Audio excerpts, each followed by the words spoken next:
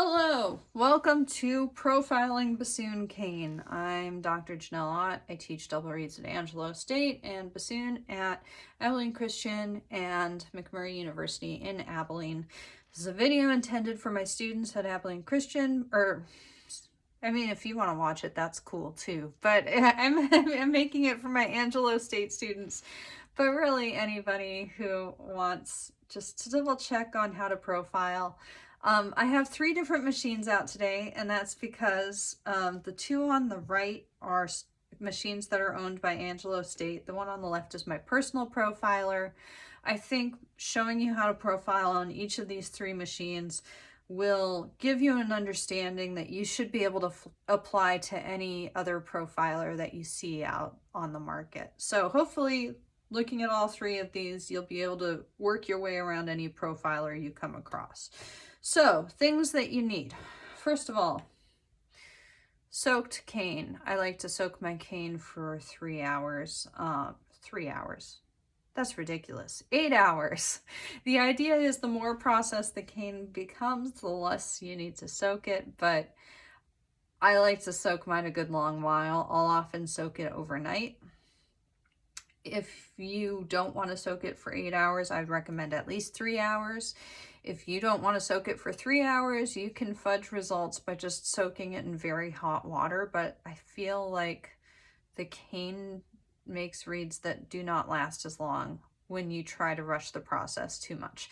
Same thing goes for doing all of your cane processing in one day. I feel like the reeds last longer and they're more stable. If you do a step, let the reeds sit for a day or 2, let it completely dry out, soak it up again, do the next step, let it completely dry out, and so on and so forth. Sharpie, paintbrush, or some kind of soft bristle brush to clean the shavings away from the profiler as you go. Some kind of oil to keep the reed, like the knives and the moving parts of the profiler, from rusting when you're done. Mineral oil is one that gets used, like food grade mineral oil. This is a hand mixed oil that I got from Ann McMillan in Denton, who is amazing. And I also like to use a bad knife for the very first phase. You don't have to do this first phase, but I find that it saves the profiler blade, and the longer you can go without sharpening the profiler blade, the happier you're going to be with your life, because that is a process.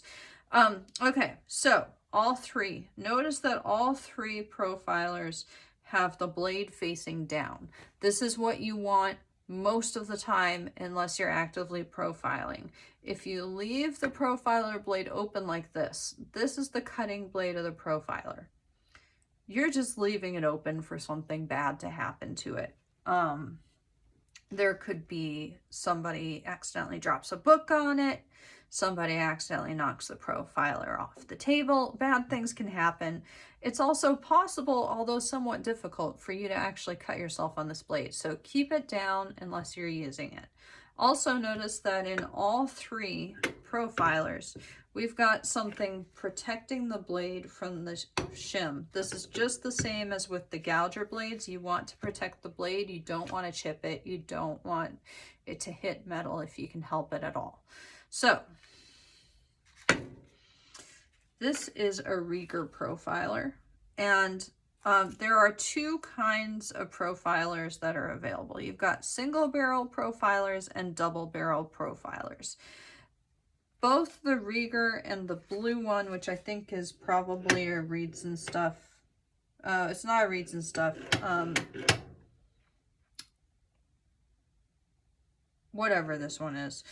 They're both single barrel profilers, but they're kind of modifications, because what you see is there's a plate here. The plate hits over here, and that's what actually guides the profiler blade. So you can change the angle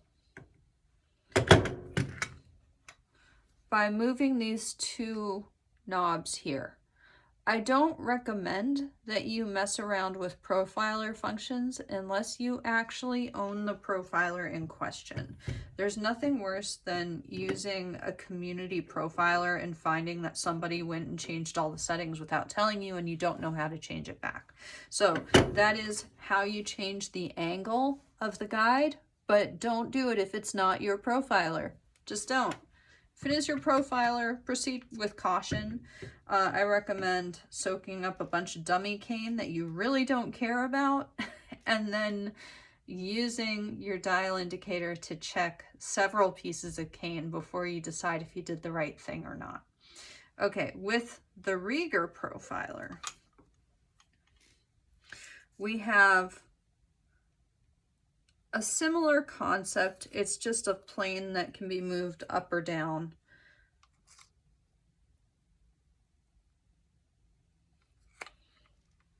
You can see here, there's a screw here, there's a screw here.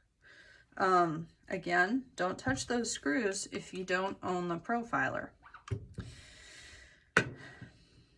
Now let's take this out.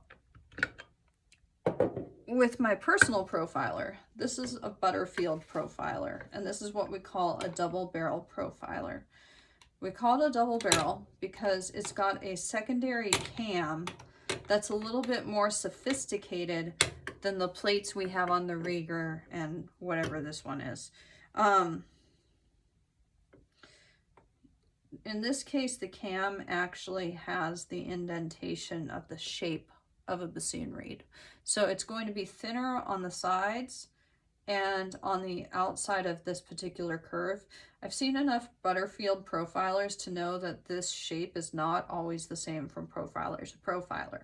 I also have some shim tape here. The reason I put shim tape here in this particular area is that I wanted just this part of the profile to be a little bit thicker than it is. In other words, when the guide goes over the shim tape, it's not going down quite as far as it is when it's just on the metal. So this back part is a little bit thicker. That's a way to change a very specific part of the profile without messing around with the equipment too much. So let's start with the Rieger and work our way to the left. Actually, you know what? We're going to start with the blue one, which I feel a little guilty because I don't remember what the brand is. I did look it up before I started this video, and then I completely forgot. MD Reed Products. There we go. Notice this one has the equipment underneath to help you adjust things. If you are a student and you do not own your profiler, don't ever touch these Allen wrenches, but that's where they are if you ever need to adjust your profiler. Okay, so the first thing I'm going to do is I'm going to take this dummy cane off of the cam. So you've got two screws here. Just unscrew them both, move it off. Be very careful. They don't fall off like mine just did, especially when you're holding it over the profiler. Like, do it off to the side. Don't do it over the profiler. Off to the side. And now I'm going to line up a piece of my cane. So here is some Donzi cane that I had shaped and gouged. And on this particular piece, we have some guide markings that are over here. You can see them right there. I don't know what those are, and I'm not going to worry about them, but I am going to worry about trying to make sure that my cane is centered top to bottom. So if you look carefully, you'll see there are these two lines right here. I'm lining it up so that it's symmetrical to those lines, and in fact, it should be pretty much flush with those lines. I'm also checking against, you can see the green dot that I put there. That's where the center was when I was shaping it, and that is on the center. On this particular cam, we also have 3 lines coming off the bottom of the cam. Sorry, it's hard to see with this glare, but there's 1, 2, 3. I'm going to use those 3 lines to make sure that my reed is symmetrical on the cam side to side. Then put down one side Put down the other side, like so. Again, you want it tight enough so that the cane's not going to go anywhere, but not so tight that you're going to have trouble unscrewing it later. Okay, so this looks pretty even and pretty centered. We're going to put it in the carriage, like so. Now, one of the downsides to these MD profilers is that you don't have anything to help you guide the cam from left to right. You're just going to have to hold it with your fingers. The first thing I like to do is I like to mark where the collar is going to be. So I've got the cam all the way back. I'm not applying a lot of pressure, just a little bit, and I'm moving the cam from side to side.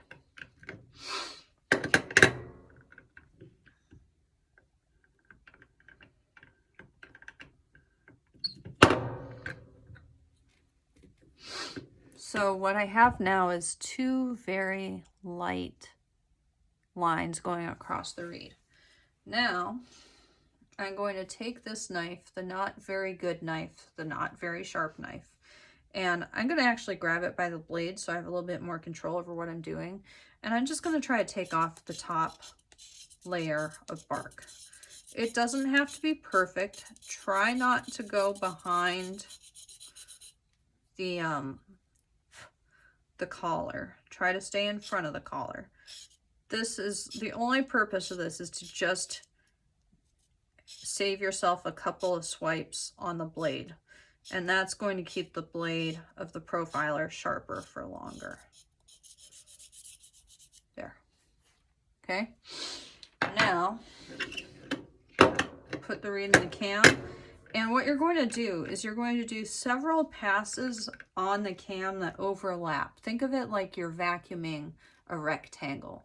You're going to vacuum, then move over a little bit, vacuum a little bit over a little bit more. So I like to always start in the center and make sure it's lined up all the way in the back.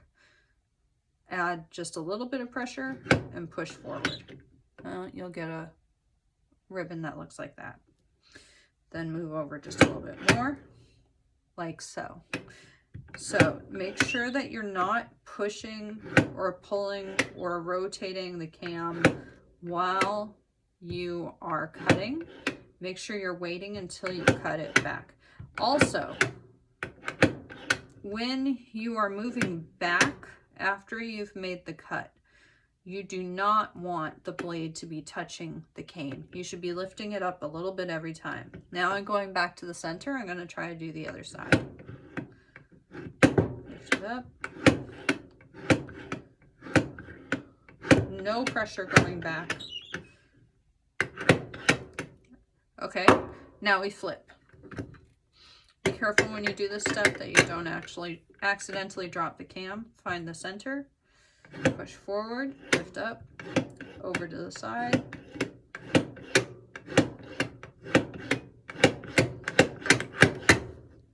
Like so. Now, it looks like I'm not lifting up the cam when I'm going back, but I am. I promise I am. I'm just doing it very quickly because, again, I don't really want to think of the number of hours I've spent profiling cane. I'm not even going to give you an estimate. It's just been a lot. Okay, then I like to rotate the side that I move to first. So I'm going to do left first this time through.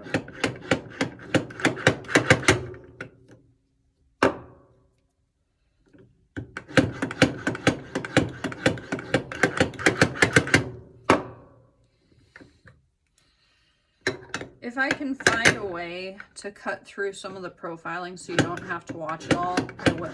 But I'm not sure I'm that smart.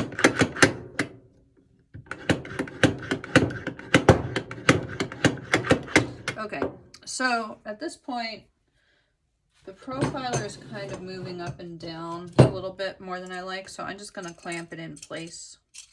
Good old C-clamp. Sometimes the profilers come with stands that'll keep them in place, but that's not the case with this one. So give me a second. Move it back just a little bit more. There. Okay.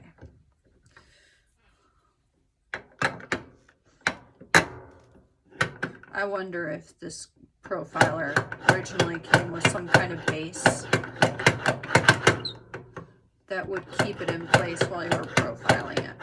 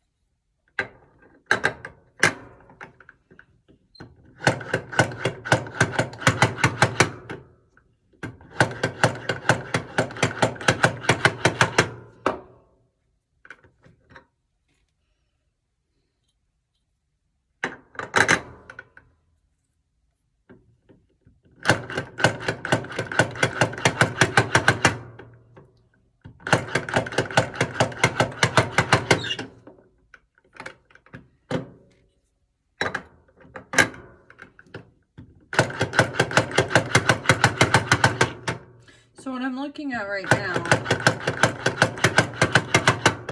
is the very back towards the collar. I want to make sure that that is as flat as I can get it. Also, you notice I'm getting a lot of shavings that are coming up. Leave them. Leave them.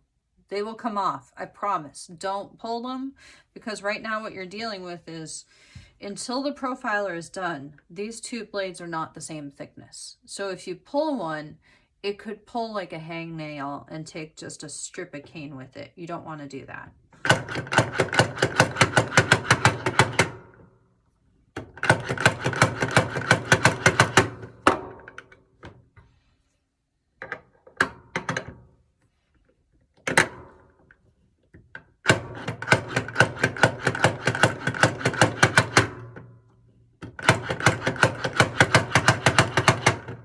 Now, as you get closer to being done with the cane, you'll notice that it's not taking off any cane at the back anymore. It's just taking cane off at the front, is because the front is thinner than the back.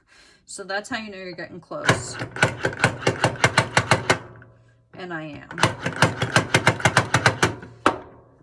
See how small those little things are now. Shavings, I guess we call them.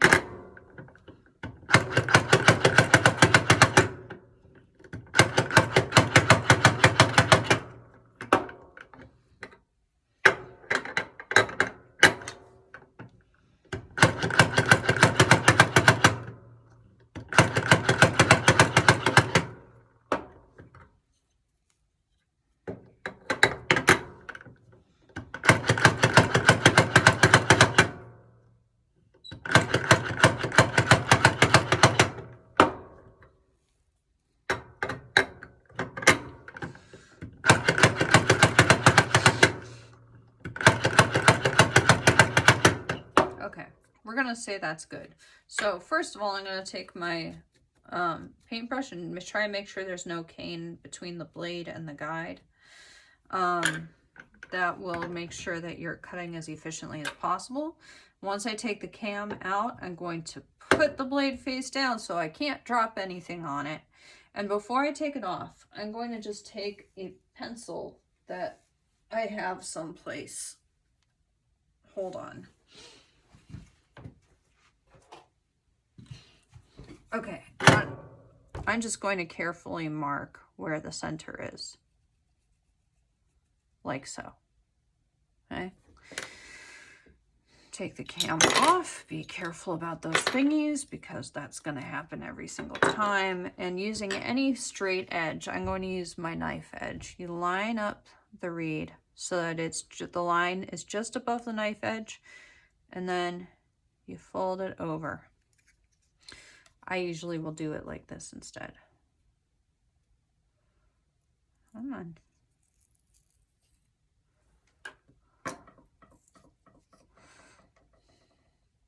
And if you messed it up like I just did, see it's not even, you're gonna take the shorter end, that's this end, put the knife blade down over the line, and pull over. So you're basically trying to make a second cut. like so.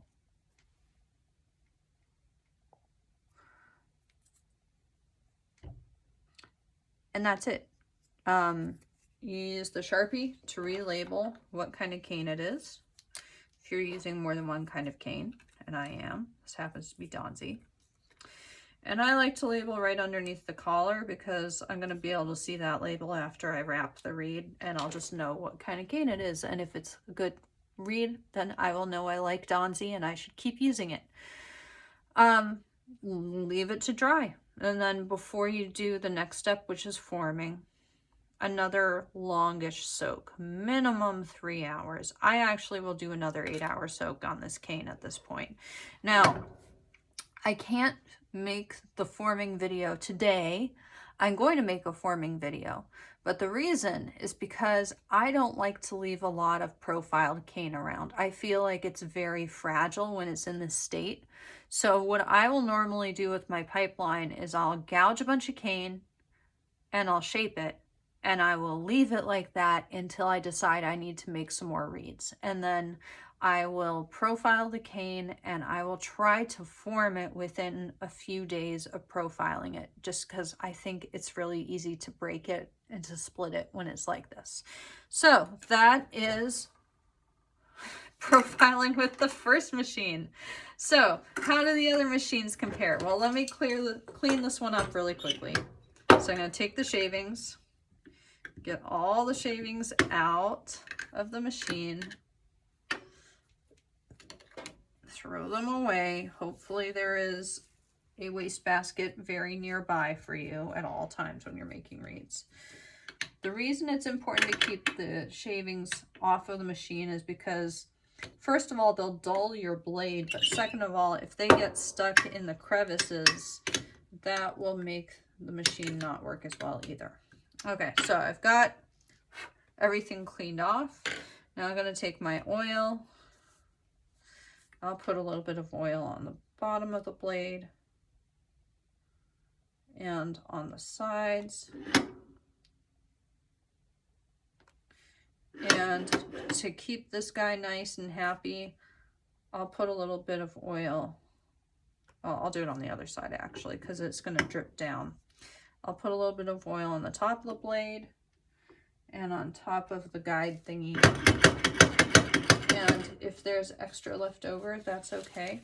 I'm going to wipe this little bit of extra off, but honestly, that's okay. That's not something I'm worried about. The whole purpose of the oil is to stop the reed from, or to stop water from rusting out your equipment. Oil is not going to do anything bad to your equipment. So let me put this dummy piece of cane back on.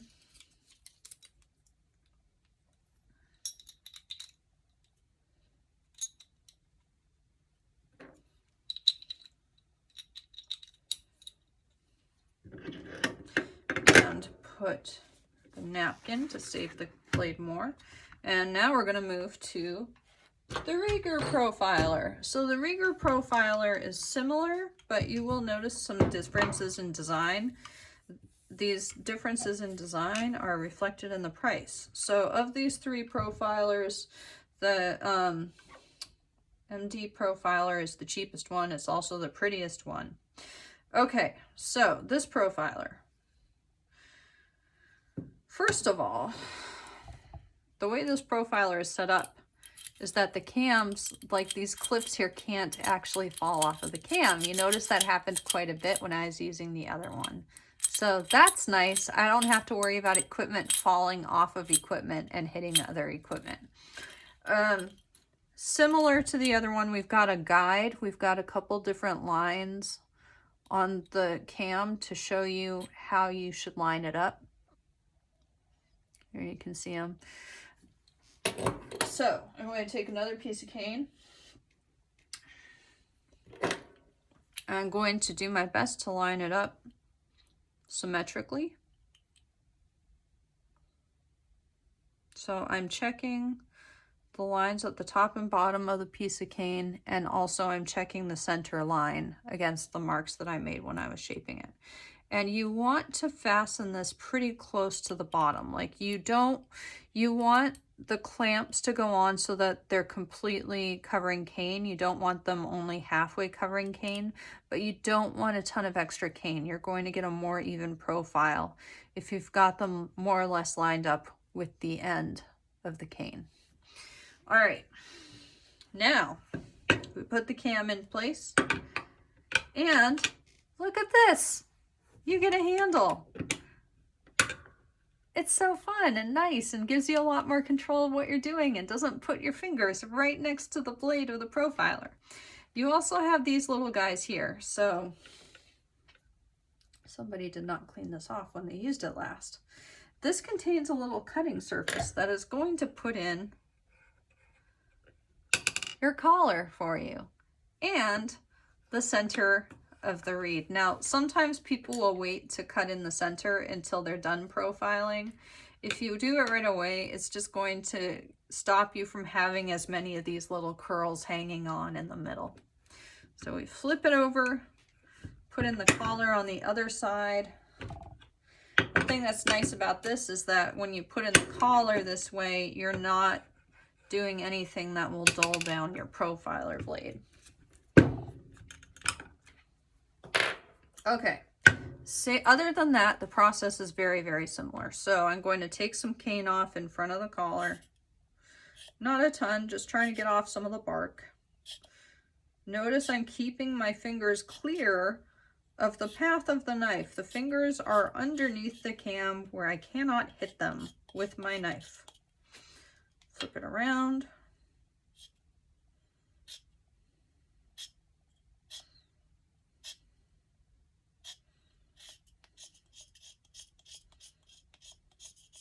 Okay, and we let the profiling begin.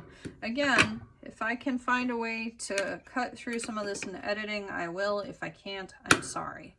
Make sure the cam's all the way down. Sometimes you'll think it's down all the way and it's not. So again, bring the blade all the way back, push forward, but don't use a lot of force. You can overdo it when you're profiling, and that's how you put holes in your reed.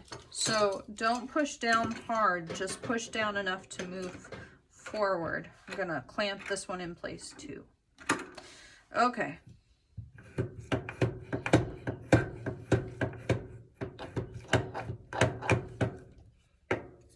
And then we flip it around.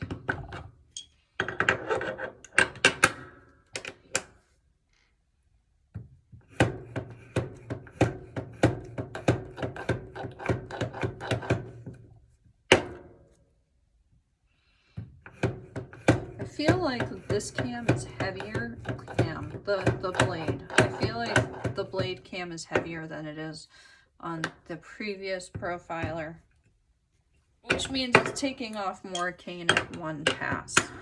That's neither here nor there. It can be good and it can be bad.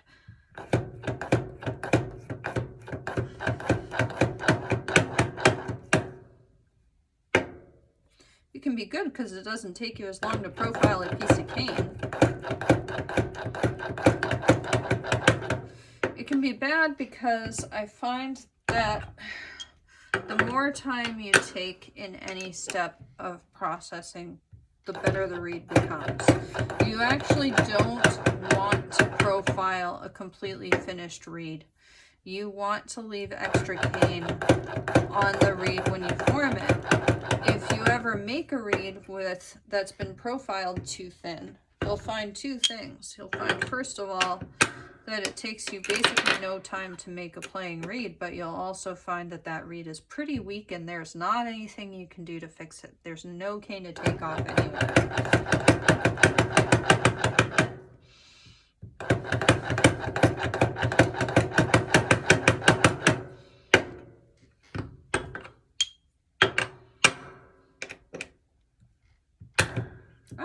So see, that was an example of me not having the cam going down.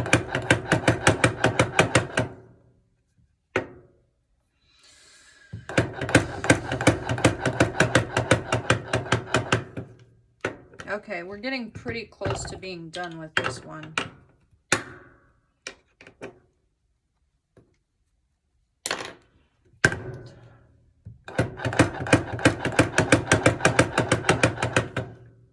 kind of funny that I'm making these at all, because I tend to get really, really clumsy when people are watching me. That's exactly the point of these videos, so I'm doing all kinds of stupid stuff. Okay. And one more. Okay, so I can actually still feel the cut from this scorer, so I'm not going to score it again because that could possibly go right through the blade of the reed. So instead, take it off and let's see if I can just fold it over. Yeah, it's just gonna fold right over. I don't even need to use a knife or anything. Just goes straight where it's supposed to go, and it's exactly symmetrical. So little design things make the Rieger really nice to work with. Okay, last but not least, so let me clean off the Rieger.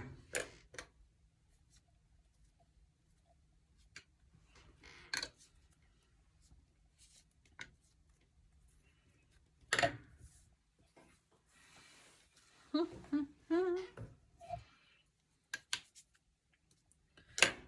we go, and we're going to put oil on everything.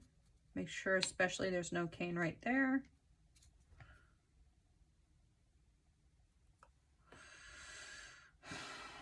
Put a little bit of oil on the top. And parts of the cam that are going to move. And a little bit on the wheel. Come on.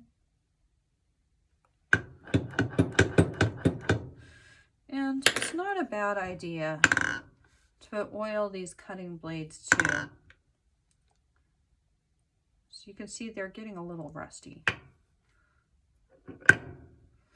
Okay, now put the cam back in place.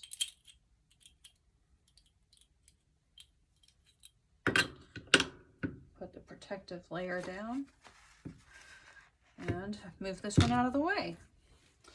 All right, the third one, the Butterfield. So this one's mine. I own this one. I've had it for a while. There are some things that are nice about the Butterfield. There are some things I'm not a huge fan of. So one of the things that's really nice actually is it came with this little board, so I don't have to clamp it onto anything. I just put it on the board, and pushing it forward, the board catches the edge of the table and it stays where it is. That's nice. As you get more precise with these machines, they are going to take longer to profile because they're not just taking a straight piece of cane off. They're taking a straight piece of cane off, and as they get closer and closer to the final markings, they'll just be taking little pieces of cane off where the reed is supposed to be thinner. So again, if I can find a way, I will make this shorter than it is when I'm filming it. Forgot to mark this Rieger. There. Okay.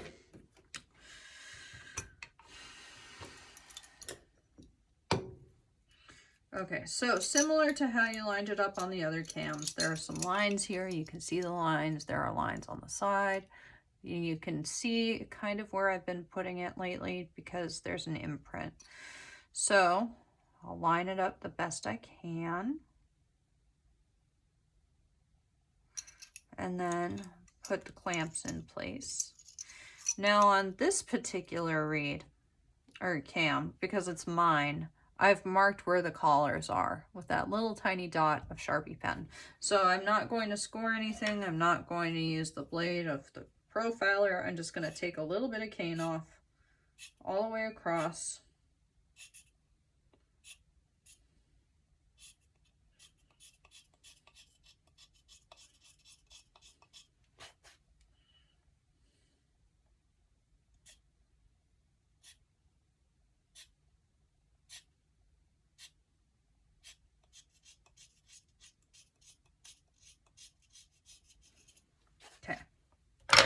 And with a double barrel profiler, you've got a second barrel or cam that moves with the first cam. So make sure it's all clicked in place.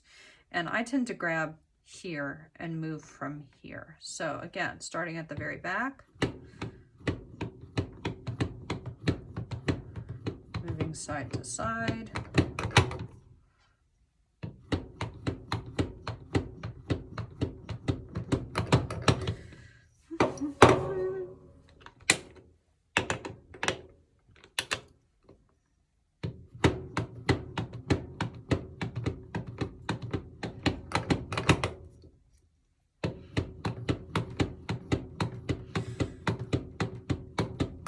Normally this profiler would take off more in the first pass than it's doing right now. So that could mean my blade needs to be sharpened, or it could mean there's something funny going on with this particular piece of cane. Suffice to say that even under the best circumstances, it takes longer to profile a piece of cane with this particular profiler. So I'm gonna just stop the movie here, and you can imagine what I do for the rest of this. I don't have a score on this one, so I will mark the center with a pencil and fold it over instead of like just being able to do it like I could with the Rieger. So there you go, profiling on 3 different machines.